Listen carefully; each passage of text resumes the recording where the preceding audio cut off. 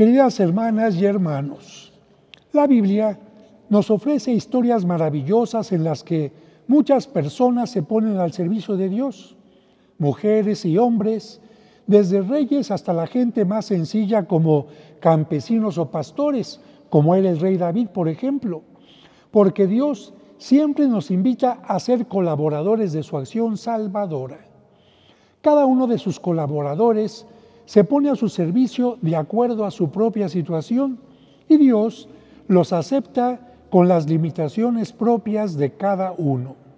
Hoy, la primera lectura nos habla del momento en que el profeta Elías, después de ayudar a purificar y reforzar la fe del pueblo de Dios que había caído en idolatría, debe concluir su trabajo en el mundo.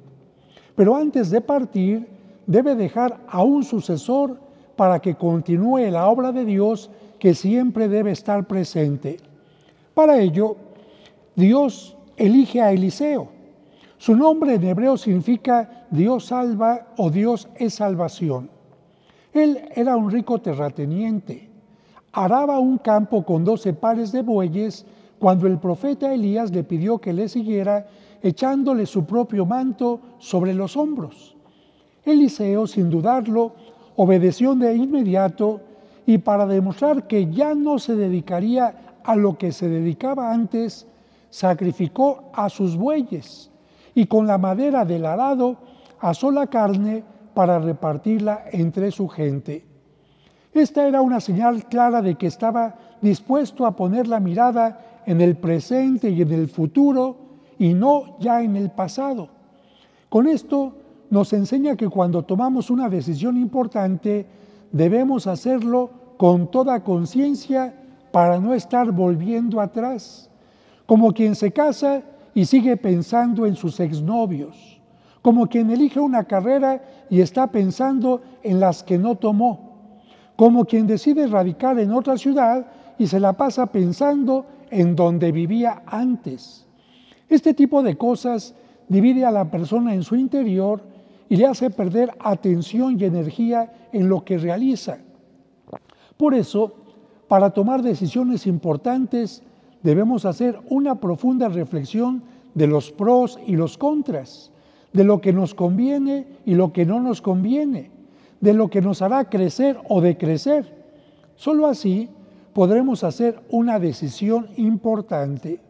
Y nos debe de quedar claro que, como dice el dicho, cada vez que elegimos abrir una puerta en la vida, somos conscientes de que estamos cerrando otras.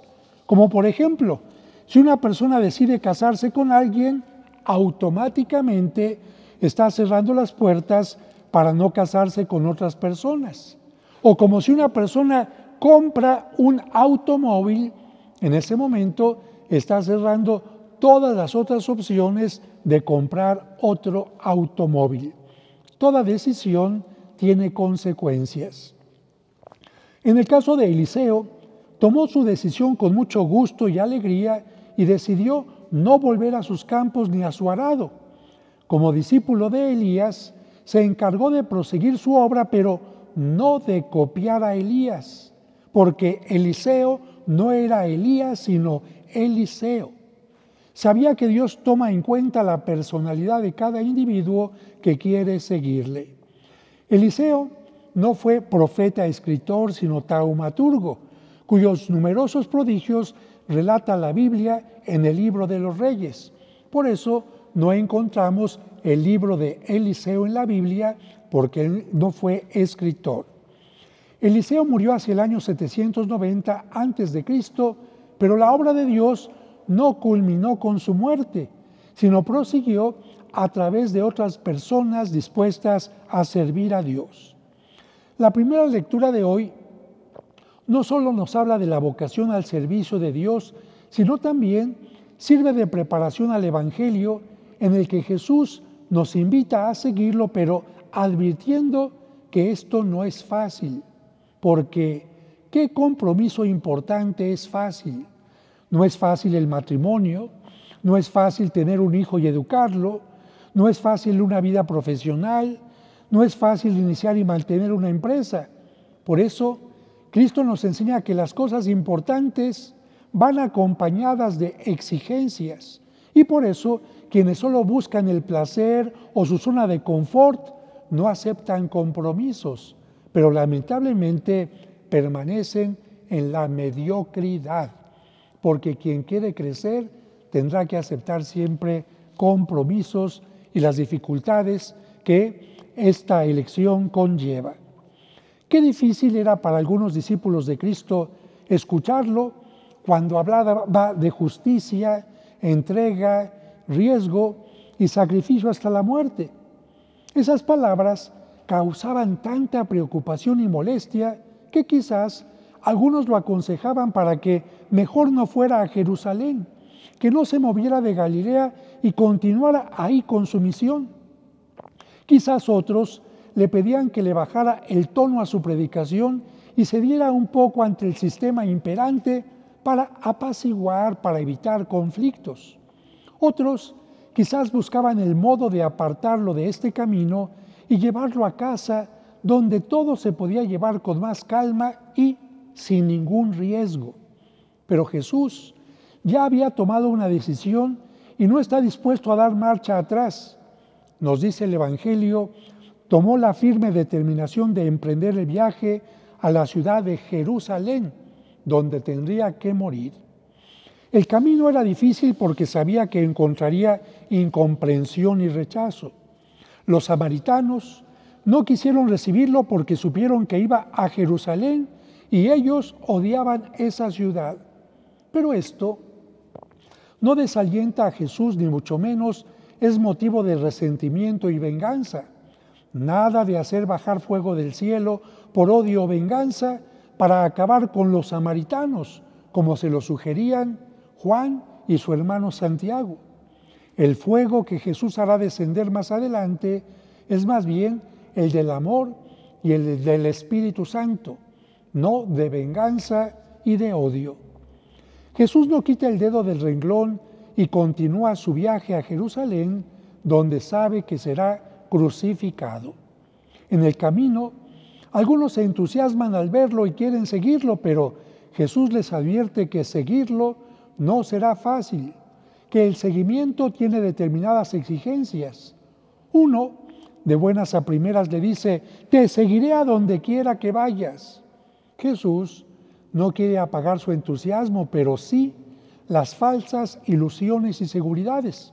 Por eso le dice, las zorras tienen madrigueras y los pájaros nidos, pero el Hijo del Hombre no tiene en dónde reclinar la cabeza. Es decir, si me quieres seguir pensando en que conmigo encontrarás posesiones y seguridades, mejor no me sigas. A otro, Jesús le dice, sígueme, pero éste responde con una condición, Señor, déjame ir primero a enterrar a mi padre. Es decir, le dice, deja que mi padre muera y lo entierre para que ya no tenga ningún compromiso y pueda seguirte. No le responde como el profeta Eliseo que le dijo a Elías, déjame dar el beso de despedida a mis padres. Por lo tanto, Jesús le dice, deja que los muertos entierren a sus muertos. Si estás esperando a que tu padre, a tu madre muera para iniciar el mensaje de salvación, entonces estás ciertamente en un plan equivocado. Deja que los muertos entierren a sus muertos.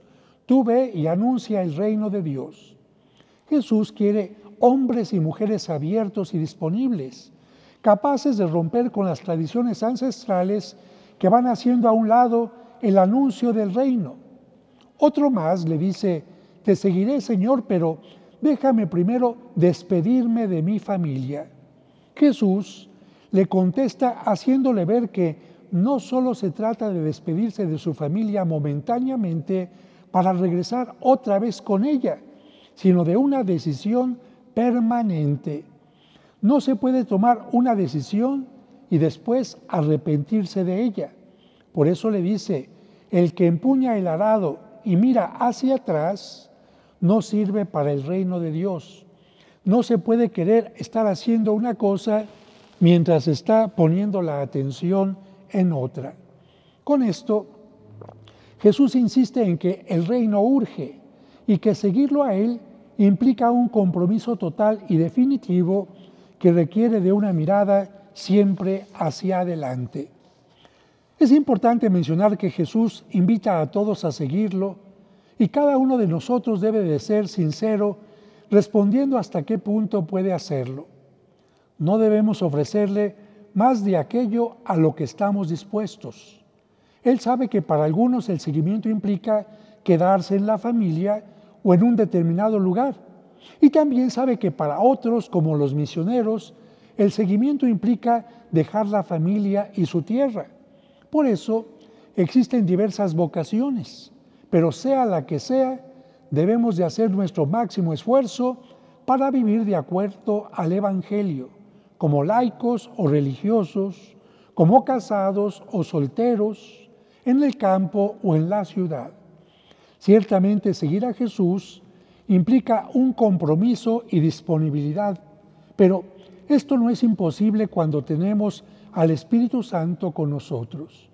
Que el Padre Celestial nos dé su gracia para reconocer los obstáculos y apegos que nos impiden un seguimiento más radical de Jesucristo.